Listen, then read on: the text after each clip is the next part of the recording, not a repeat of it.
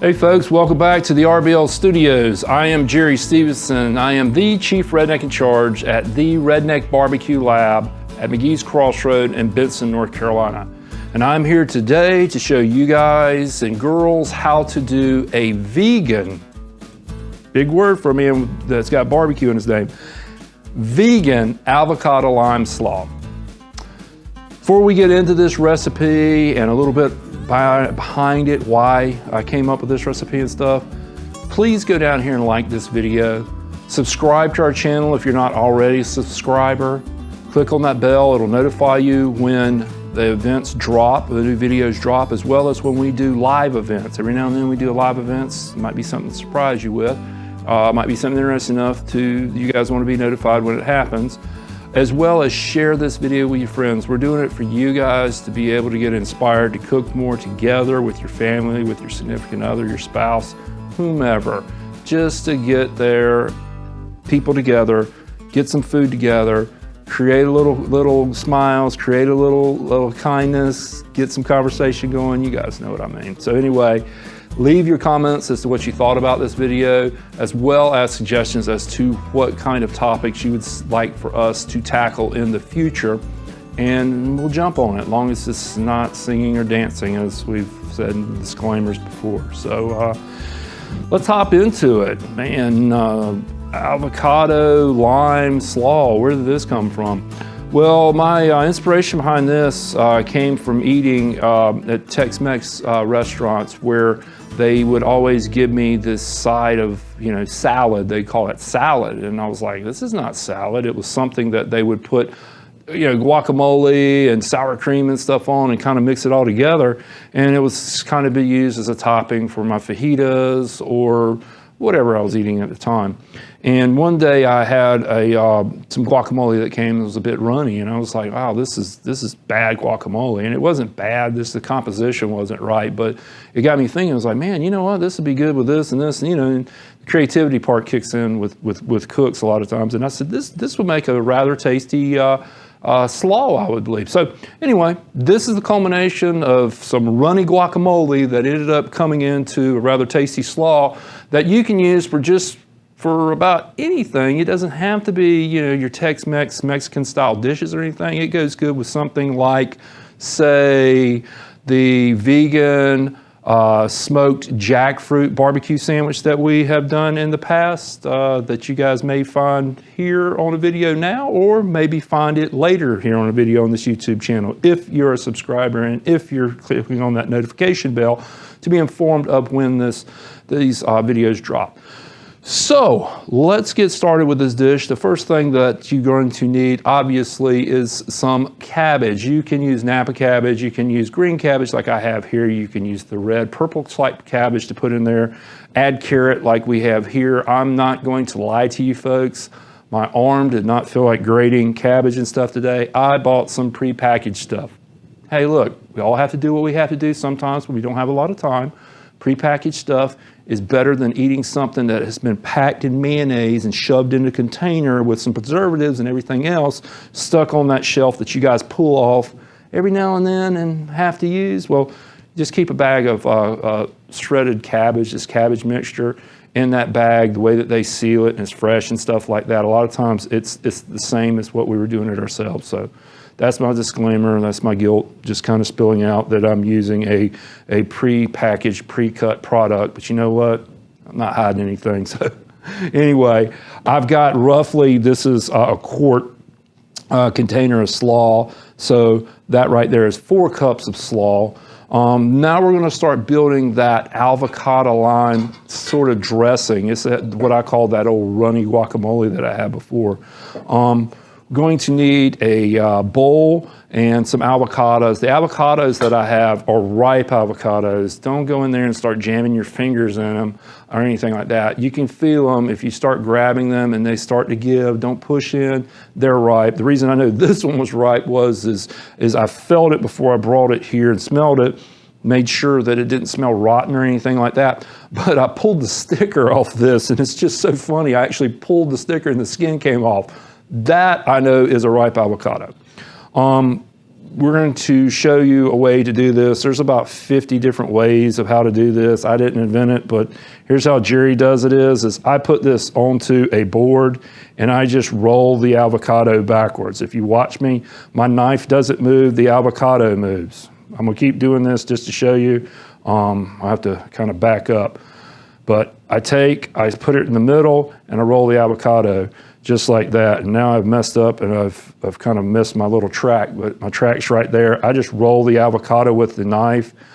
This keeps me from cutting away one of these digits that I love. Next thing that I do is I will go ahead and use my knife to start to separate these two halves, which on a ripe avocado sometimes is a little hard. I was kind of get in there and kind of pry it a little bit, but it'll start to come out. Use my knife, hit down, twist this. This goes like this. See, thumb action. I'll show you again. My kids know how to do this on a avocado. It's one of the things I taught them. They like creating stuff like this. And one of the important things is, it's like I said, while we're doing these videos, is to do it with your friends, with your kids, significant other, stuff like that, is show them how to do it right.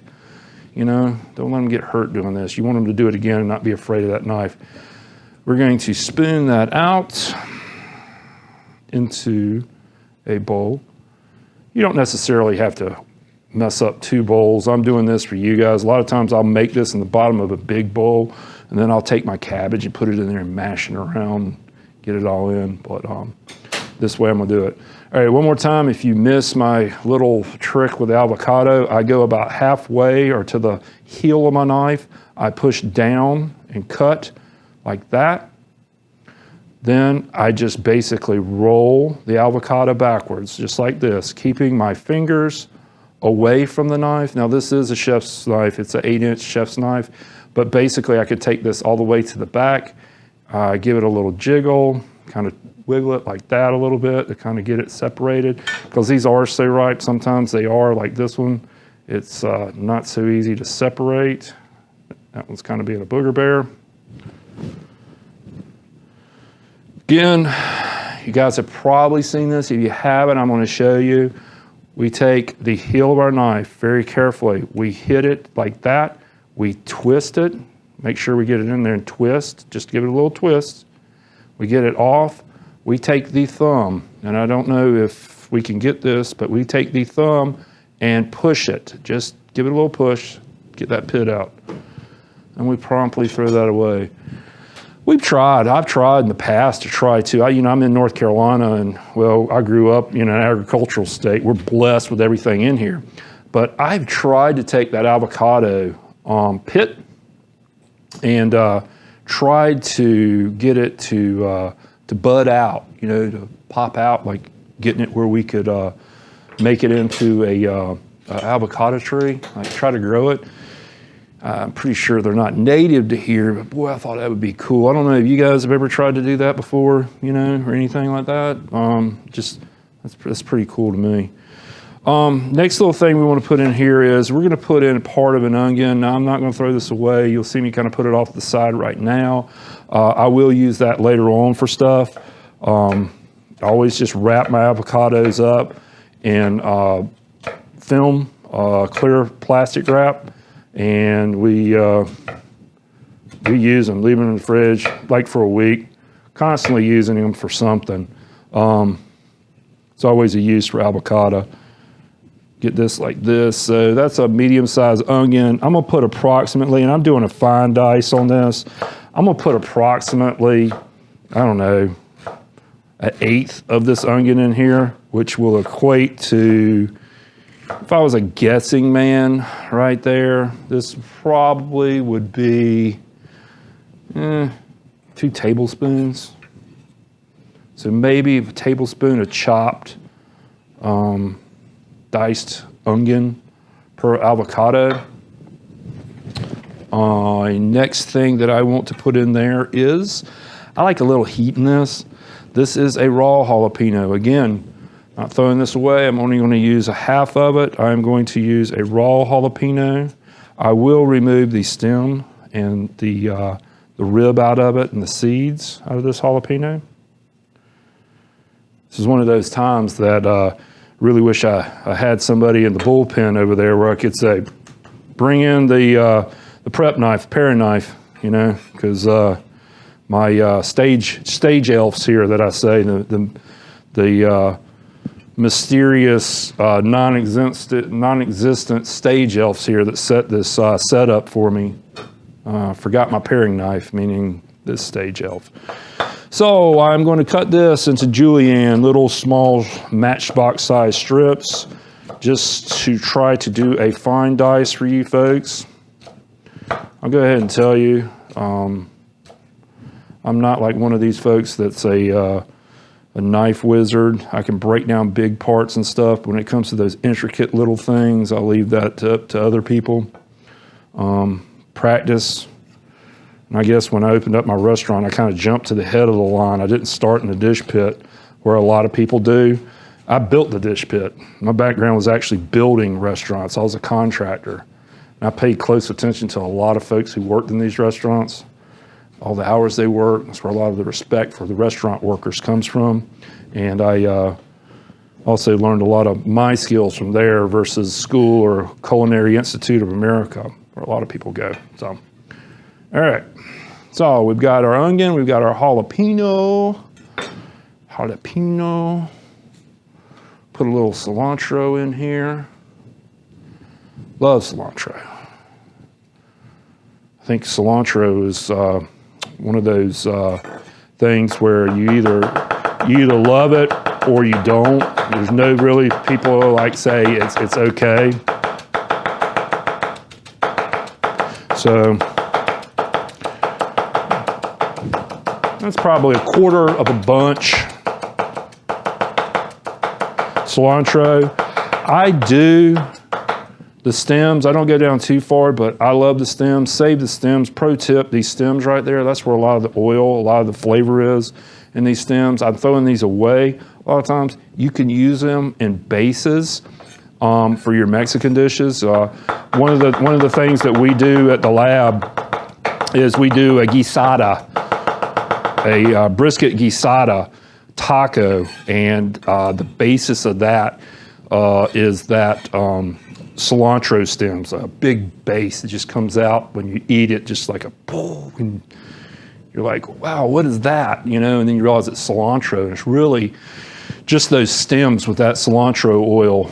Next, we've got some really ripe limes here that are really squishy. Pick these out specifically because I know they'll juice well. We're gonna go ahead and put one lime in this.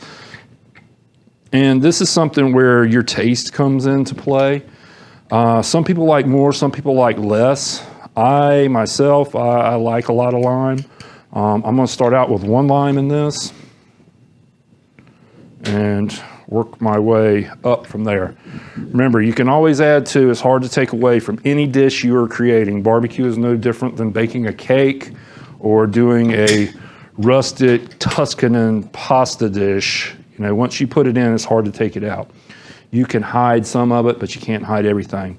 I'm gonna add about a quarter teaspoon of black pepper, quarter teaspoon of salt. This is kosher diamond crystal salt. To that, I am going to add,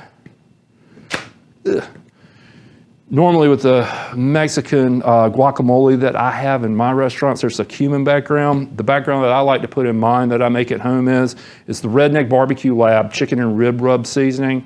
It's a smoky, salty seasoning. It's got some paprika and some different peppers in it. It gives kind of this background taste that's kind of like this smokiness more than that cumin taste that you get with most typical guacamoles that you find in restaurants. This product can be found at our website, www.theredneckbarbecuelab/ find our sauce. You can find our rubs and our sauces, our cornbread mix, and there you put your zip code in, give you a search radius, it'll tell you where the stores are. If you can't find a store that's located nearby, there's several purveyors on there that ship, and they can get this stuff to you. So got about another probably half a teaspoon of the Redneck Barbecue Lab chicken and rib rub in there. Next thing to start to complete this dish is we're going to have to get in here and mash this. And this is where sometimes, you know, in golf they call it, you could do this in a food processor, but I think a food processor, it just gets in there and just kind of gets stuff blended in a little too much. I like the soft avocados and stuff. But when you start ripping those things apart, it blends it into this cream and it like whips it up, and it's almost like a topping. So we're gonna have to do what I do at home. Didn't want to have to do this, but we're gonna get in here and actually use our hands to squeeze this.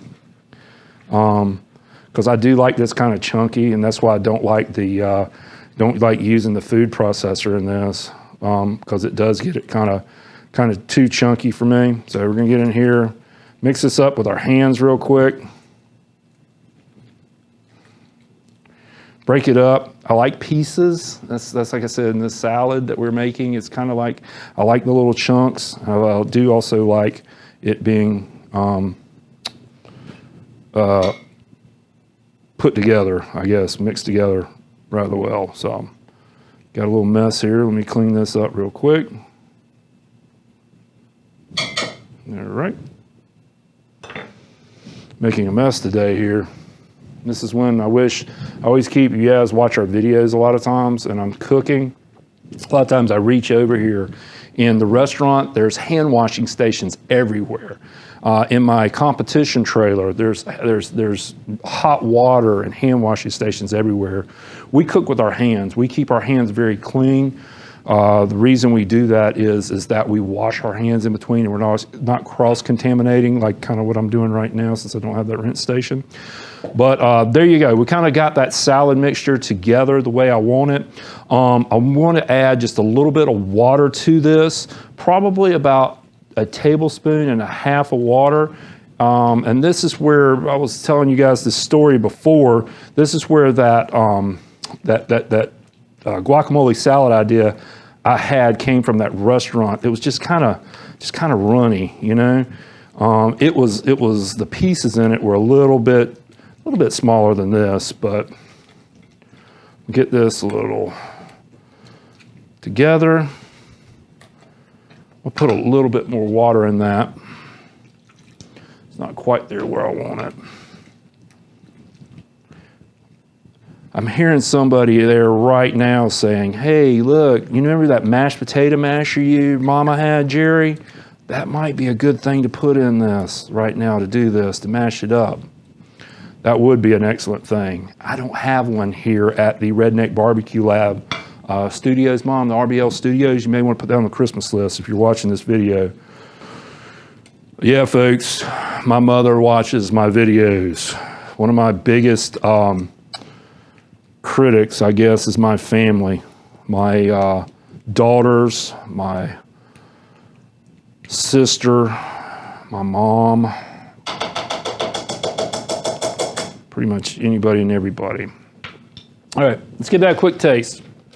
One of the things with cooking that you guys know is always taste your product.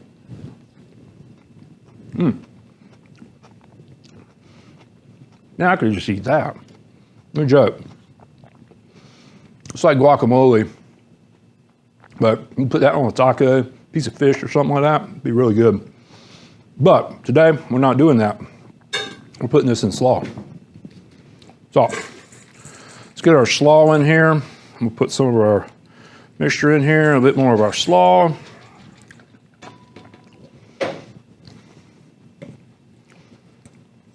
Now I'm getting hungry.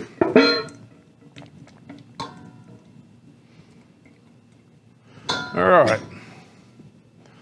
Bowl to put our stuff in. All right, so let's mix this together. We will re-season. I'll tell you right now, probably gonna put a bit more lime in this. I wanted to taste it when I get it in there, and a bit more salt, because remember we didn't have that cabbage component in there earlier. Now we do.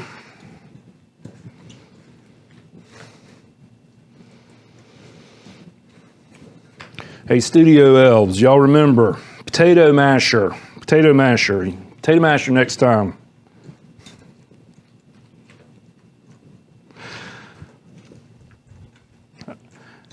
All right. Let's give it another taste. I'll tell you right now, I'm going to need some more stuff to it, but let's see what we got. What's the over and under on lime and salt being what we need? Maybe pepper.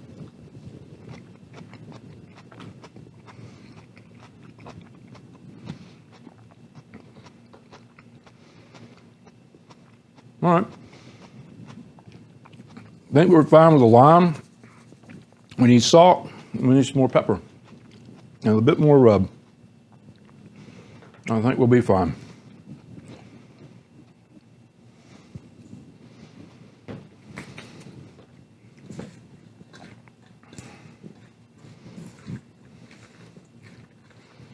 Couldn't taste the smoke.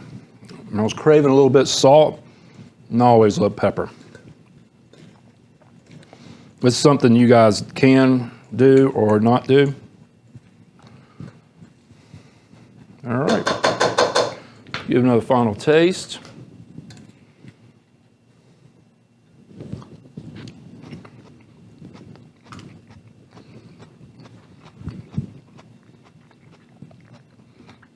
That dog will hunt.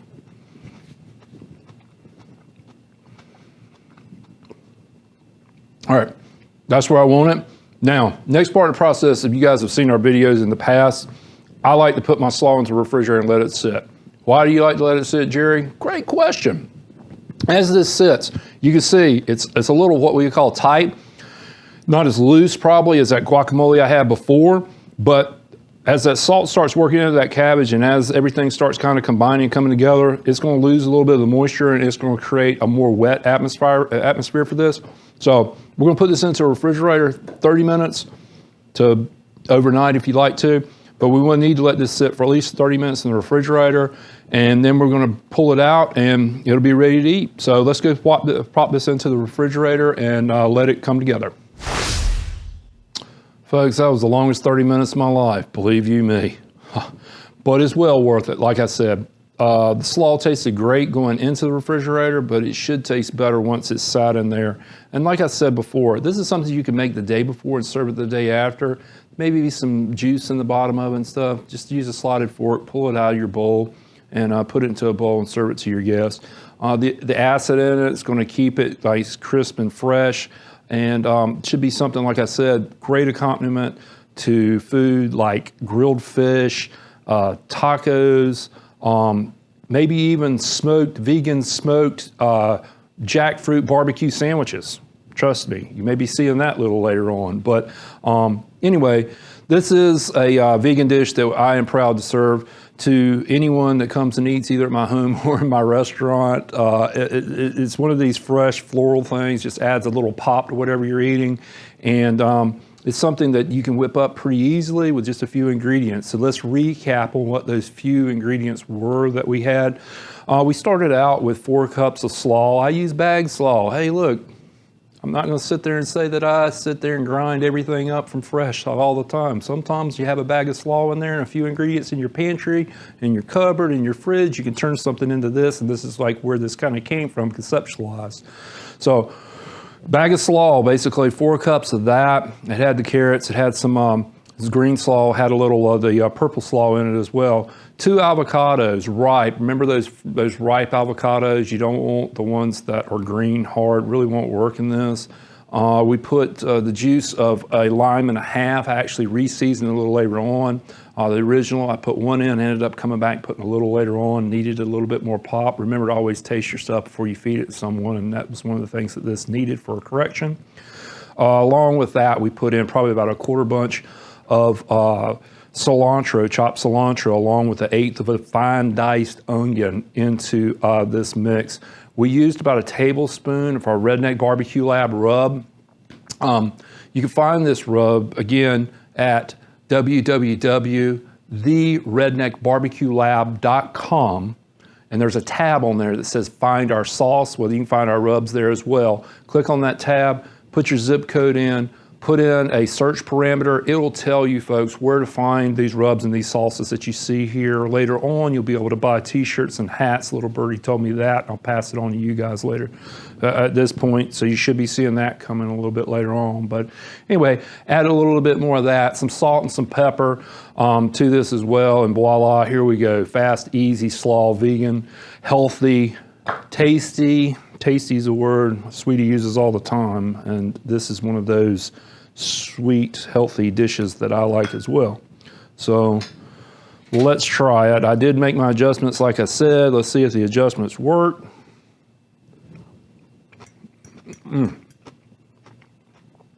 Y'all hear that crunch?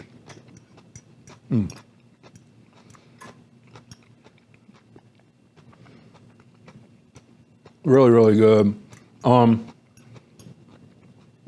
Is it better than mayonnaise? To me, probably not. I mean, but I get it. It's something, mayonnaise is not something that's good for you or something that you eat in your diet if you're vegan. I could totally understand being able to use this avocado in lieu of it and be happy with it, especially if I was eating this with something, like I said, fish or a jackfruit, barbecue jackfruit sandwich, another vegan item we made before. I'd be very happy with this.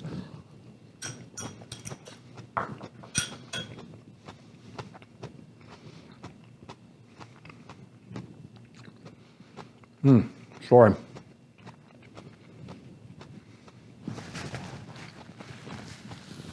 Matter of fact, I always say something's indicative of a good recipe or a good piece of barbecue is you eat one bite, but it makes you, that first bite makes you want to go eat a second bite, and that's what that did. Plain and simple ingredients, fresh, healthy, vegan. There you have it, Redneck Barbecue Lab. Going vegan today, happy with it. Can't wait to throw this on some other dishes. Already thinking in my brain creativity-wise, how I'd like to serve this, what I'd like to serve it on, and how I'd like to serve it to other people. Happy, happy, happy. Once again, folks, I'm Jerry Stevenson. I am the Chief Redneck in Charge at theredneckbarbecuelab.com, McGee's Crossroad in Benson, North Carolina. Please go to this channel right now, stay on this channel, click on the like button on this video for us. Subscribe to it if you're not already subscribing. Click on that bell as well to be aware when the live video feeds happen or when we premiere stuff. Share this with your friends. We're doing this for you folks as a way to kind of give back, but to also kind of bring you guys outside a bit and cooking outside and sharing this with your friends, your family, your significant others. Just doing something together to pass some of the love that I have a barbecue on. I always say I'm a barbecue evangelist. I'm spreading the gospel of barbecue around, and this is how we're doing it here. So subscribe to this channel, share it with your friends. Leave your comments and suggestions. Comments as to what you thought about this video. Suggestions as to what you would like to see in the near future. We're open to pretty much anything, minus, of course, you've heard it before, except singing and dancing. But like I said, we appreciate you guys being here. I appreciate Mike Baker. He is the gentleman with Event Webcasting, Event Webcasting, who's putting on this show for us. He's the one that's sharing the love with y'all. And get out and cook. That's all I can say. So until we meet again, folks, please be kind to one another. Be patient. Smile a lot. Pass on that positivity. Suppress that negativity. Let's make this world a better place. Starts with you, starts with me. Let's do it for everybody. Until next time, take care. We'll see you down the road.